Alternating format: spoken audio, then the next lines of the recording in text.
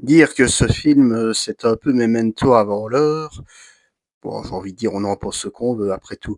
Salut à tous et bienvenue donc dans le concept ces films méconnus que j'aime bien, parce que nous allons parler aujourd'hui d'un film phare du cinéma américain indépendant des années 90, à savoir Suture, ou en anglais Shooture, donc réalisé donc par Scott McGhee et David Siegel, sorti très exactement en France le 24 août 1994, avec dans les rôles principaux Dennis Haysbert, Mel Harris ou encore Sap Shimono. Alors le résumé en quelques mots: Vincent, un homme riche et antipathique, suspecté de meurtre, tente de prendre l'identité de son frère, Clay, de race noire, pauvre et bon. Mais son plan échoue et c'est son frère qui, devenu amnésique, prendra son identité, sans le savoir. Alors qu'est-ce que je pense de ce film? Eh ben ma foi, il est trop injustement méconnu. Voilà. Tant il est tant il est très bien maîtrisé. Alors commençons par la mise en scène. Alors d'entrée de jeu, le film est 100% noir et blanc. Alors ça s'explique par le budget très rikiki à l'époque, hein, le duo de réalisateurs ayant expliqué que bah, c'est un peu le propre des films indépendants américains, même encore un peu aujourd'hui, hein, comme c'est fait très loin des contraintes des majors hollywoodiennes, forcément, on fait avec les moyens du bord, mais j'ai envie de dire ici, le duo de réalisateurs utilise le noir et blanc à bon escient, afin de souligner la tristesse de cette sombre histoire, c'est-à-dire qu'on a un noir et blanc comme ça quand même assez...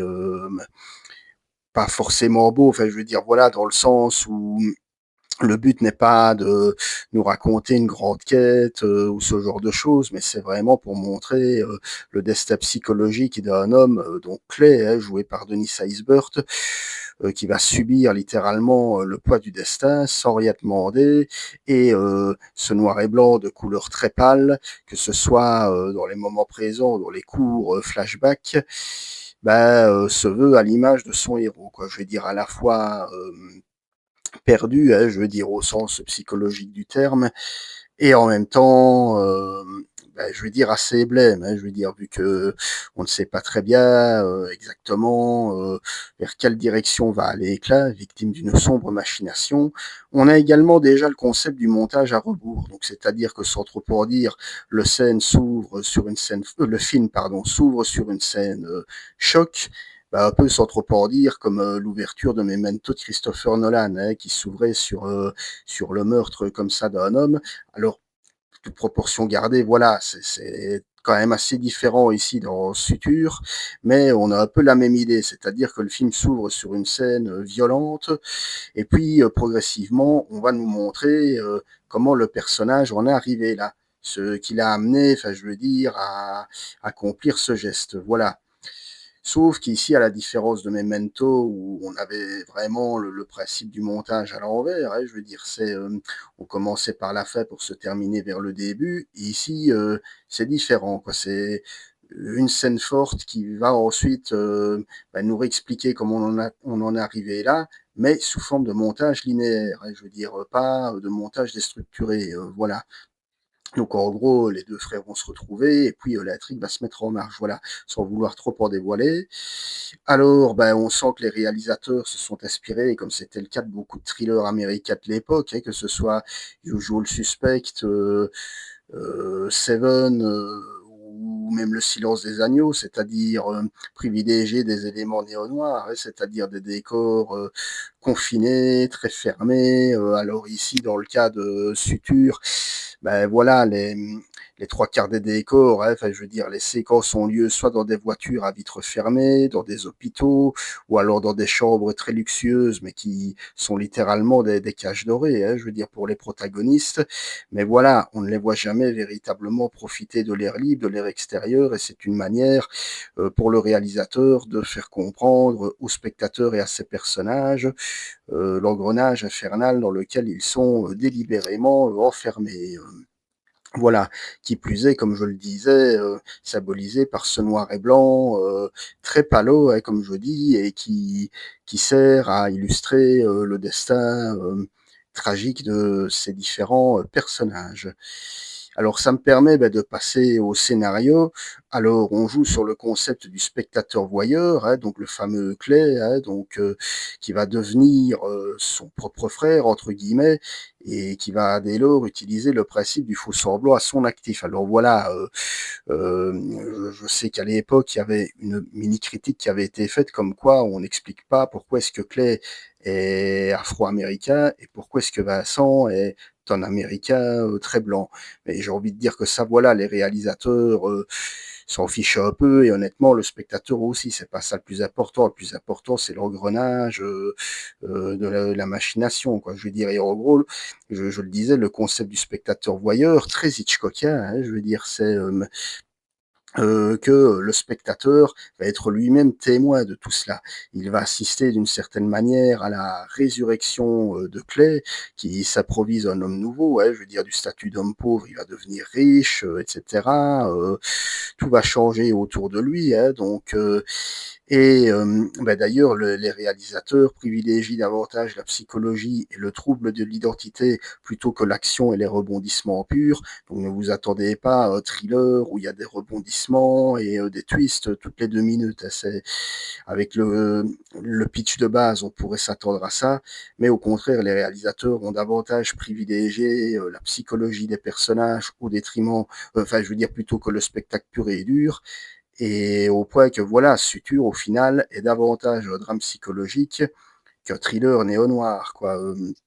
Dans la mesure où le film va se focaliser avant tout sur Clay qui ne va pas arrêter de se questionner sur son passé, parce que lui, il ignore complètement ce qui lui est arrivé. Et on va assister sur ces tourments intérieurs, sur le fait qu'au fond, il ne sait plus qui il est. Voilà.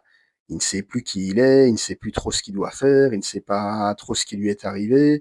Et on va beaucoup jouer, hein, via notamment l'usage du gros plan ou des plans rapprochés sur son visage, notamment cette fameuse cicatrice, hein, qu'il va conserver un peu après l'accident, sur également sa nouvelle vie, hein, je veux dire le fait que son statut, hein, je veux dire d'homme riche, le rende tout d'un coup intéressant auprès de la genre féminine, etc.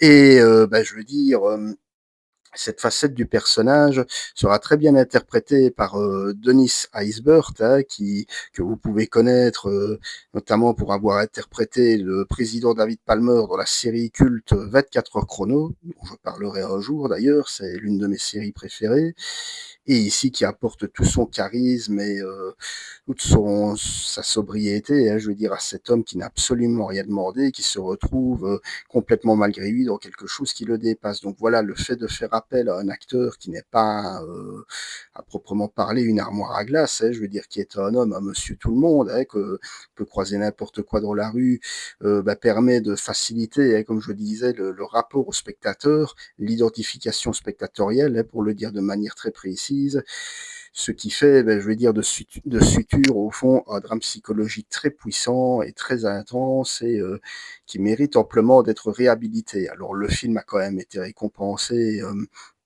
à Sundance en son temps, hein, mais je veux dire, mais voilà, il y a apparemment les réalisateurs ont connu quelques petits problèmes par la suite, non pas d'ordre privé, mais voilà, en termes de production, etc.